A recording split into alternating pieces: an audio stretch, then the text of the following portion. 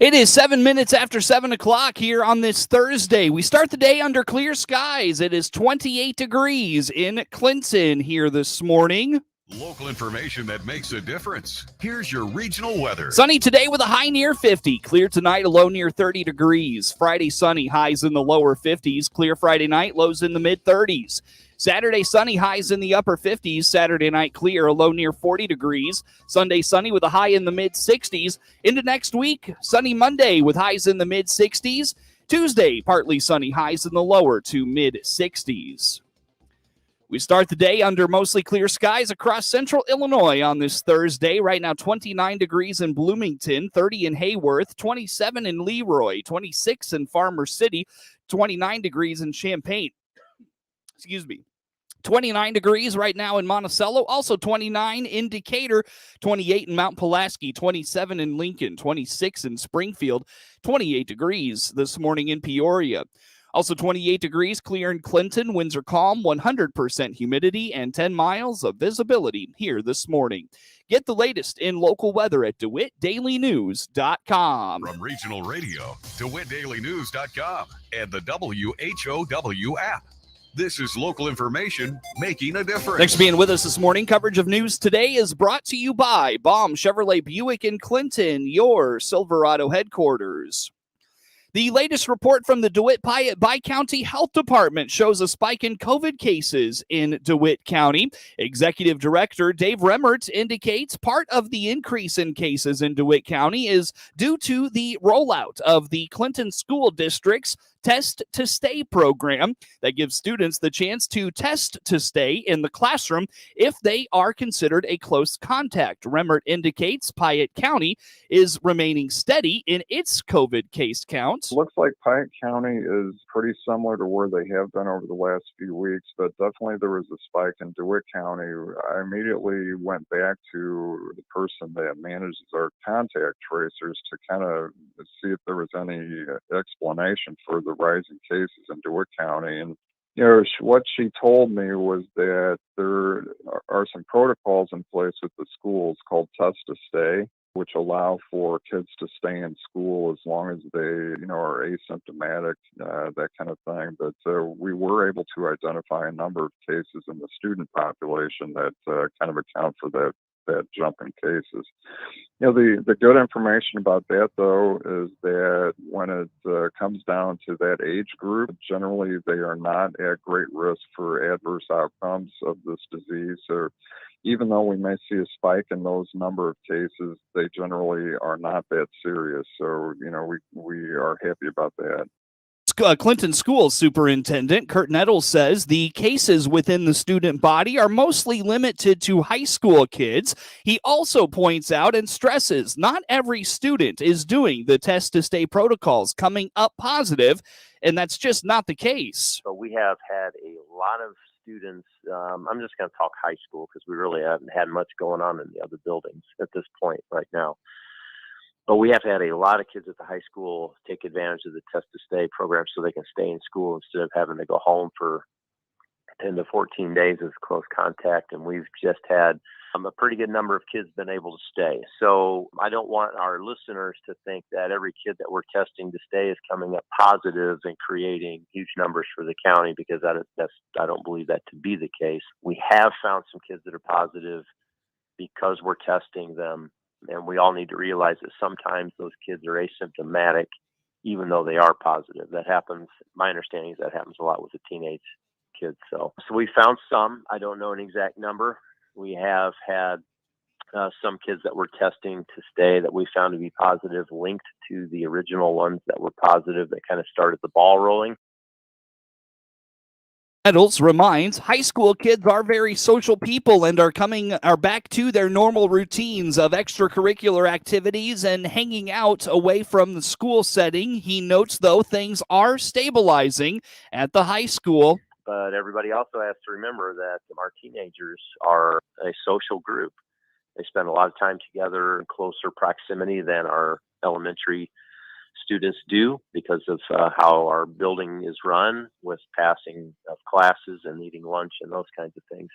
And they spend a lot of time together outside of school through social activities and ball games and clubs and just hanging out at each other's homes and things like that. So there's more propensity for them to share common colds and flus and unfortunately COVID-19 at this point in time. So, but also we have spiked at the high school, but our numbers are coming back down. I was told this morning that we're coming back down and we're probably going to be in pretty good shape here pretty quick. It waves through. We had cycles last year. Looks like we've had a little bit of a cycle at the end of October. So.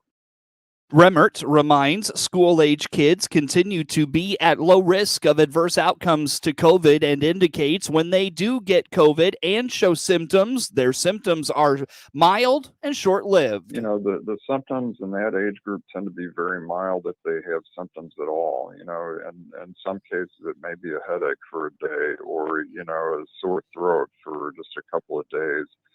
Rarely is it any more severe than that, a runny nose, very generalized, vague symptoms altogether. In rare cases, there would be a fever involved, but most often in that age group, it's very mild symptoms. It's really something that is determined by the contact tracer after discussion with the patient or their parents. A lot of what goes into it is the experience with the symptoms or not, and when those symptoms occur. So it kind of depends. It's not a hard and fast rule. Everybody follows 14 days. It varies a little bit. In the latest update from the health department, DeWitt County is totaling 47 active cases to Piatt County's 14. A case out of Hayworth from last Monday, October 25th, is also being considered a DeWitt County case. There has been growing concern regarding the Delta strain of the COVID virus. The health department does not have adequate data at this time to determine if any of the active cases are from this strain. Delta has been detected in the health department's jurisdiction. Both DeWitt and Piatt counties are no longer on the state warning list for COVID. However, incidence rates are still considered, quote, substantial. School districts in DeWitt and Piatt counties have been asked to conduct an informal survey of their families' interest in the vaccine for 5 to 11-year-olds. Currently, Clinton schools are surveying with plans to submit the results to Health Department Director Dave Remmert by the end of the week. He says he's simply after the interest there might be in the forthcoming vaccine. Right, that's true. I asked all of the superintendents in our two counties to do sort of an informal poll of their parents, how many of them, if a vaccine became available, would get their children vaccinated. I don't have the results of any place but Monticello. Dr. Zimmerman here at the Monticello schools, he did his poll, and out of about 775 students in that age group, he had indicated 500 kids. Parents had said that they would get their child vaccinated. So we were pretty shocked with that. We expected a lot less than what those numbers came back at.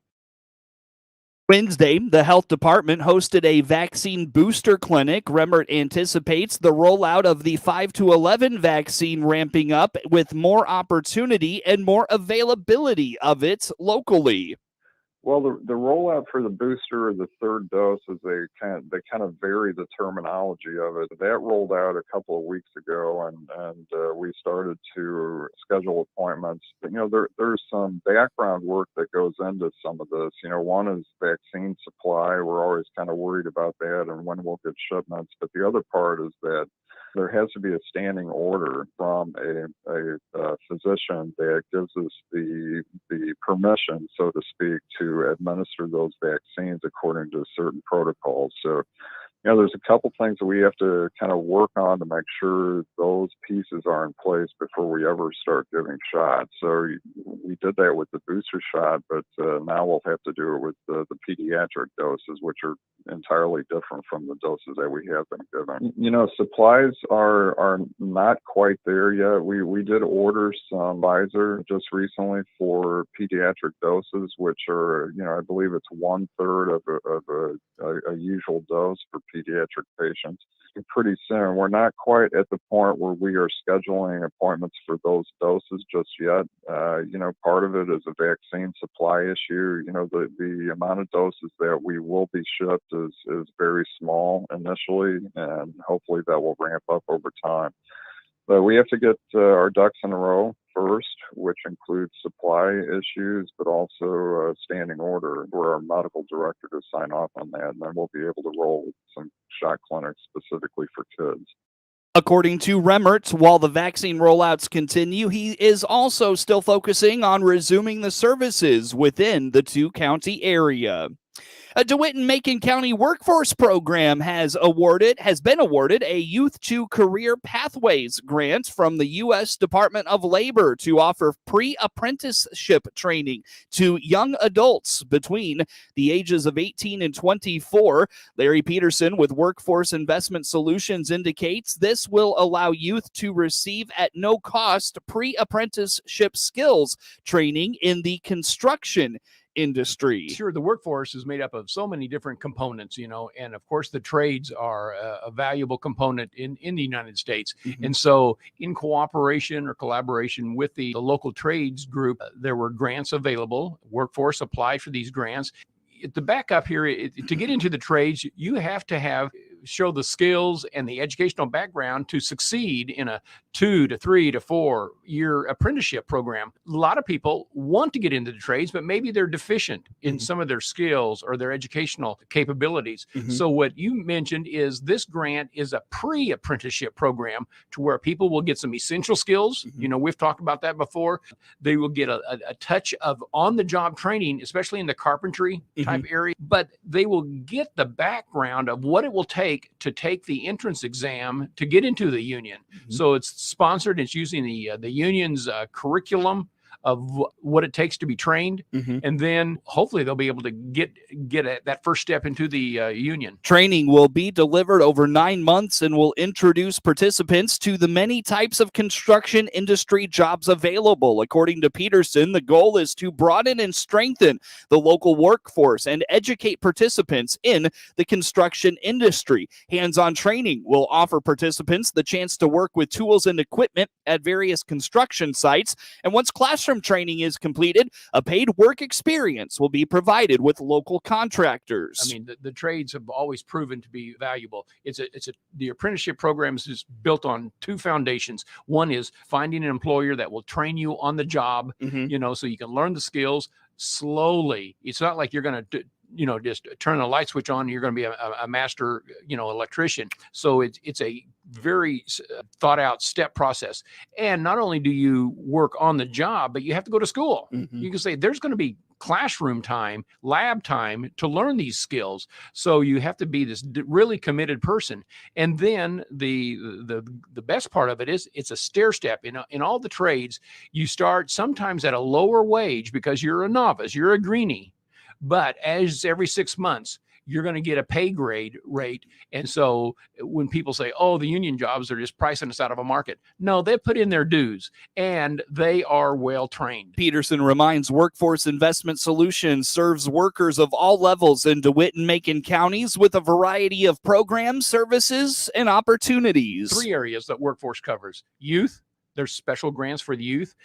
And then we have what we call the dislocated workers. Those what you and I would call the laid off people. If you've collected some unemployment benefits, the government knows that you are a good risk to invest in because you've shown that you can work. And the other category is income eligible type adult. Things happen in your life where your income isn't what it used to be. And so we use that measurement as saying, hey, you're going to be a good risk. Let's help you with some job services. Our county Workforce Investment Solutions covers both DeWitt and Macon County. We're a 2-county operation. Upon successful completion of the training, participants will earn a multi-craft core industry credential. This credential is approved by the North North America's building trades unions. Participants will have the ability to apply to several different trade union apprenticeship programs. Trade unions will be involved during the classroom to offer mentorships and guidance. Workforce Investment Solutions will host informational sessions in the following weeks to recruit individuals, with dates of the sessions forthcoming. Get more information by contacting Rocky Wilkerson at Workforce Investment Solutions. You can call 217-875-8720 or email rwilkerson@mdwis.org. That email and contact information is up today at DeWittDailyNews.com. It is 22 minutes after the hour here on this Thursday morning, under clear skies to start this Thursday, 28 degrees in Clinton. Plenty to get to coming up on the WHOW Morning Show.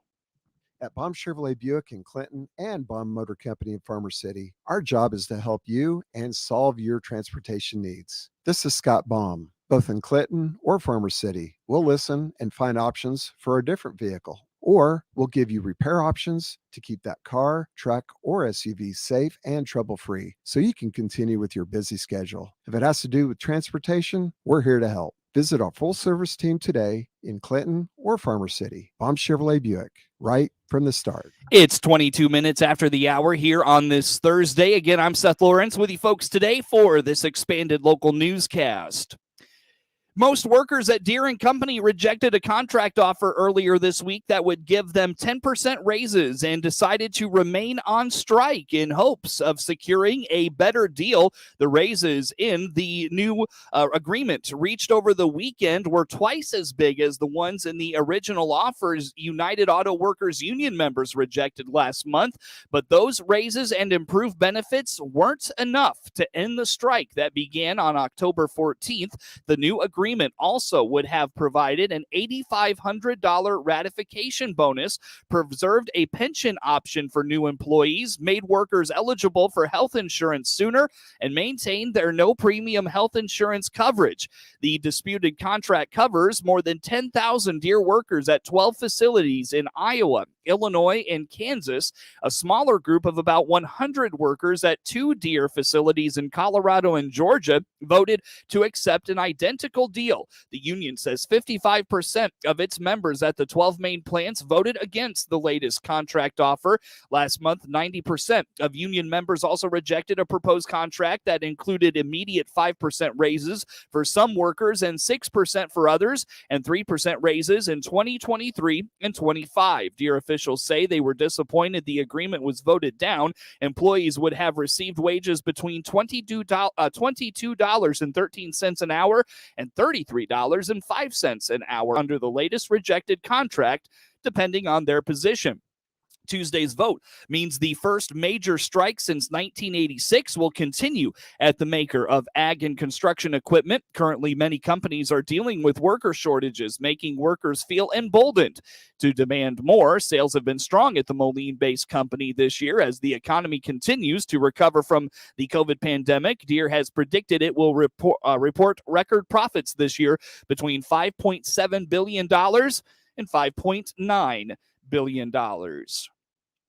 A former Democratic leader in the Illinois House of Representatives pled guilty Wednesday in a bribery scheme that cost him his political career and could send him to prison for 20 years. Luis Arroyo entered the plea in U.S. District Court in Chicago to one count of depriving the public of his honest services through a scam that involved popular but technically illegal sweepstakes games and entwined a state senator and the son-in-law of a once powerful Cook County politician. The so-called blind plea, offered without knowing of the sentence he'll receive, could land the 67-year-old Chicago Democrat in prison for 20 years and cost him a $250,000 fine. Sentencing was set for February 18th. Arroyo was charged with bribery in October 2019 after federal prosecutors announced he had paid a $2,500 bribe to an unnamed state senator who was wearing a recording device He resigned the next month from the House seat he'd held for nearly 13 years while rising to a leadership position. A follow-up indictment filed late last year added wire and mail fraud charges against Arroyo and lodged similar charges against James T. Weiss, the son-in-law of former Cook County Democratic leader Joseph Barrios.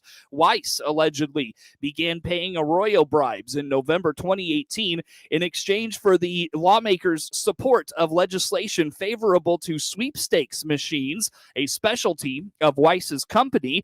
Not technically gambling instruments, they proliferate even though state regulators have declared them illegal. Needing an ally in the Senate, Arroyo approached a then veteran member of that chamber who was cooperating with the FBI for leniency in a false tax return investigation. The senator recorded a meeting with Arroyo in which he agreed to two $2,500 per month in kickbacks for the senator's complicity. Reports citing anonymous sources identified the senator as Democrat Terry Link of Vernon Hills, who repeatedly denied the label, but Link pled guilty in September of last year to filing a false tax return before resigning his post. The FBI announced Link had been cooperating with the government's criminal investigation, and prosecutors indicated they would seek probation if he helped continue in good faith. Recreational pot sales in Illinois are smoking. According to reports, sales have reached $1.12 billion in the first 10 months of the year. Recreational cannabis sales in October were more than $123 million, the second highest monthly sales since it was legalized in January 2020 for people 21 and older in Illinois. Illinois dispensaries sold a record $127.8 million of recreational marijuana in July, a big boost coming from out-of-state fans who converged on Chicago for the Lollapalooza Music Festival. Dispensaries also sold just shy of $300 million in medical marijuana products from January through September of this year. Last month's medical cannabis sales figures have not yet been released. Illinois is one of 18 states that have legalized recreational marijuana use, which is still legal under federal law. Total sales in Illinois reached $1.03 billion last year, including $669 million in recreational weed and more than $366 million in medical marijuana sales.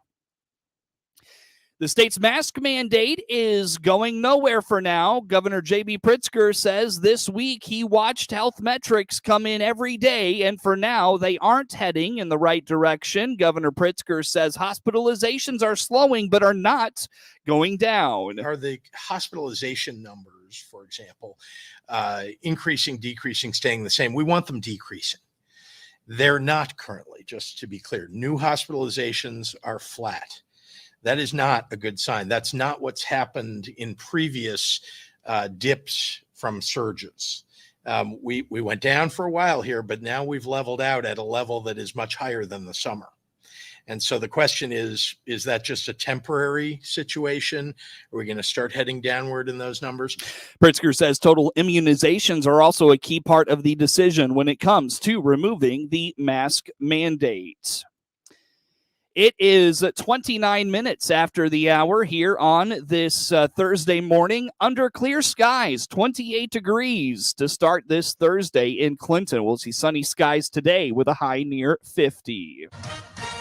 With SRN News, I'm Rich Thomason in Washington. President Biden insisted